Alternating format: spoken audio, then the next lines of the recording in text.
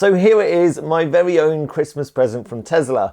They emailed me a week ago to say to expect it, and sure enough, it's arrived today. My very own set of mud flaps. Yep, you heard me right. Tesla have bought me a set of mud flaps for Christmas, or as they like to call it, the all-weather protection kit. So obviously I'm going to be sharing a video with you guys, dishing the dirt on whether they're difficult to apply. Hopefully I won't get into a flap with all the instructions. And then because it rained last night, we'll take the Model 3 out for a spin, splashing it through lots of puddles to see if they're effective or not. If you're sat there wondering, what on earth is he on about? Why have Tesla bought him a load of mud flaps for Christmas? Well, it was noted last year in climates with particularly bad weather and lots of grit on the road that there was some major paintwork problems in the form of chips and defects. And that was caused by the abrasive grit being flicked up from the front tyres and hitting the bodywork. As I've highlighted in other videos, the Tesla Model 3's paintwork is particularly soft. So Tesla's answer to this was email everyone in those colder climates to say they were entitled to a free all-weather protection kit. Now, although I bought my Model 3 in September 2019, well before the winter, I never received an email, and as far as I know, UK owners were excluded from this offer. If you know otherwise, put in the comments below please, because I'd be interested to know. But once this issue was raised, I started looking over my Model 3 in finer detail, and I noticed in front of the rear tyres there were some chips and defects starting to appear. Clearly this has been addressed this winter by the fact I've got the email and the free gift right in front of me now. But I don't know whether this is blanket across all Model 3 owners. So, if you can put in the comments when you bought your Model 3 and whether you've got an email or not, that would be great, and we can do some kind of online survey. It was really easy to order. You literally just click on the link that's in the email, it takes you to the Tesla shop, you order the all-weather protection kit. It initially looks like it's going to cost you £50, but once you apply the discount code, all the costs go out the window and it's free delivery as well. So this is a completely free thing that they'll deliver. Right, before we open the box, if you haven't done so already, don't forget to hit subscribe to Tesla Talk.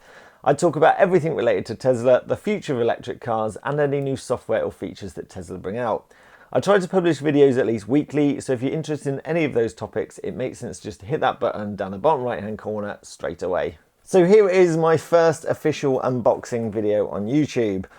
Not gonna lie, I was hoping it was gonna be a Model Y or a Roadster, but I guess everyone's got to start somewhere, and mine is mud flaps. So let's see what we got. We have mud flaps, it's a start. So we've got the instruction book. It looks pretty thick actually, but thankfully it looks like it's just in lots of different languages. So the actual English pages, we've got 3 pages of instructions. So that doesn't look too complicated to put on. So that's good, not too much information there to handle. And then we have the mud flaps. Now it's advertised as splash guard and mud flaps, and I'm guessing that's the splash guard, that's the mud flap. Now you have an option to either put just the splash guard on or both. Now, because I've looked at a few mud flap videos on YouTube and how they are effective, it seems like you're going to want that extra bit there that sticks out underneath to protect the paintwork a little bit better.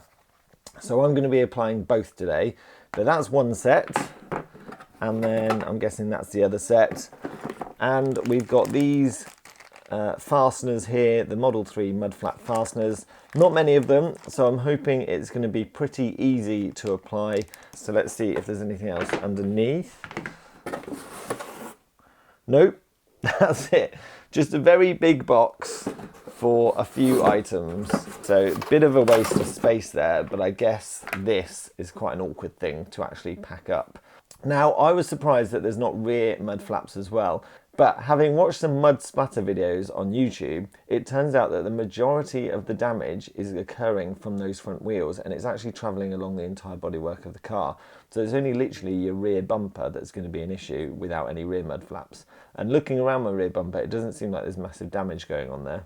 So in terms of the instructions, let's see what it says. We've got turn the steering wheel to make some more space for yourself, makes sense. You then unlatch the push pins initially to get, I'm guessing, your splash guard on. You then have to carefully remove and open the access cover underneath the car. Remove the adhesive backing from the splash guards and then align the splash guard with the mud flap so the holes are all aligned. Once applied, apply a bit of pressure on the mud flap to ensure they're adhered. So these are the adhesive strips here that you're going to peel off. And then it looks like they just all push in. Which is relatively simple. Famous last words, I know, but let's go out, give it a shot, and then we'll drive the Model 3 through some puddles to see whether or not they're effective. Okay, so I've got my 10mm ratchet, I've got my pair of scissors, and I've got my flathead screwdriver. I've got the splash guard, the mud flap, and the instructions. So initially it just says to clean it all down. It does say with alcohol, but I haven't got any alcohol that I want to waste by cleaning my mud flaps. And I did use all the appropriate cleaning fluids yesterday. So we'll just give that a good wipe down, make sure it's clean. And then I'll probably just grab something just to dry that off as well. So use the flathead screwdriver to open the frontmost rocker panel bolt and access the cover, and then remove the bolt and the washer. Okay, so what you'll see, it's a bit tricky to see, but under the first bit you flick it under there and that'll take your cover off.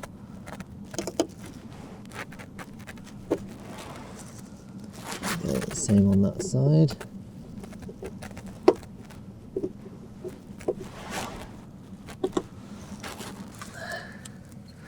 Then it looks like right underneath, carefully use scissors to remove the open access cover from the rocker panel.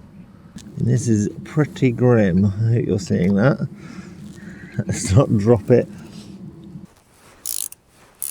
sure the holes are aligned and push it down firmly.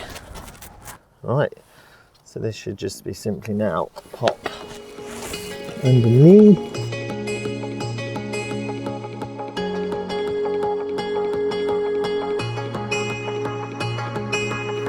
If we look at this, this is the washer that came out of it originally. Oh, this is the washer that came out of it originally, and that's not going to fit, and that's why they give you these new bolts that are going to just fit over the top.